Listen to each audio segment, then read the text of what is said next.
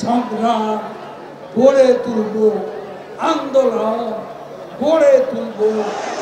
ওদের চক্রান্তে শান্তিপূর্ণ সমাবেশ নস্যাৎ করতে দেব।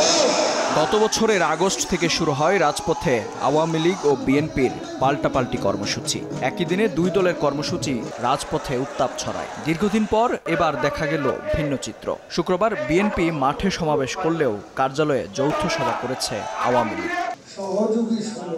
যৌথ সভা শেষে আওয়ামী লীগের সাধারণ সম্পাদক ওবায়দুল কাদের বলেন, নির্বাচন ঠেকাতে ব্যর্থ হয়ে আন্দোলনের নামে আবারও অগ্নিসন্ত্রাসের পায়তারা করছে বিএনপি। তিনি বলেন, দলটির কর্মসূচির দিনে অরক্ষিত হয়ে পড়ে ঢাকা, তাই ভবিষ্যতে বিএনপিকে মাঠ ছেড়ে না দেওয়ার ঘোষণা ওবায়দুল কাদেরের।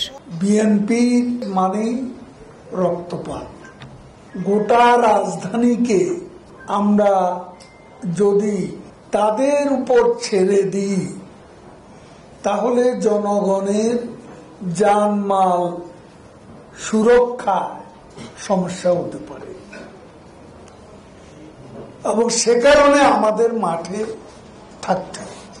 বিএনপি নেতা গয়েশ্বর চন্দ্র রায়ের এক বক্তব্যের জবাবে ওবায়দুল কাদের বলেন, ভারত নয়, জনগণের ভোটেই ক্ষমতায় আওয়ামী লীগ।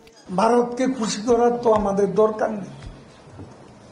আমরা আমাদের শক্তিতে সামর্থ্যের উপর ভর করে আছি। এখানে ভারতের দয়ায় আমরা টিকে থাকবো, ক্ষমতা থেকে সরে যাব। ৭৫-এ আমরা ক্ষমতা ছিলাম, বঙ্গবন্ধু থাকবো, তখন কি ভারত আমাদের ক্ষমতা বসিয়েছিল? শনিবার ঢাকায় শান্তি সমাবেশ করার ঘোষণা দিয়ে ওবায়দুল কাদের জানান, ১৭ই মে শেখ হাসিনার স্বদেশ প্রত্যাবর্তন দিবস উপলক্ষে সকল মহানগর, জেলা, উপজেলায় দিনটি পালন করা হবে।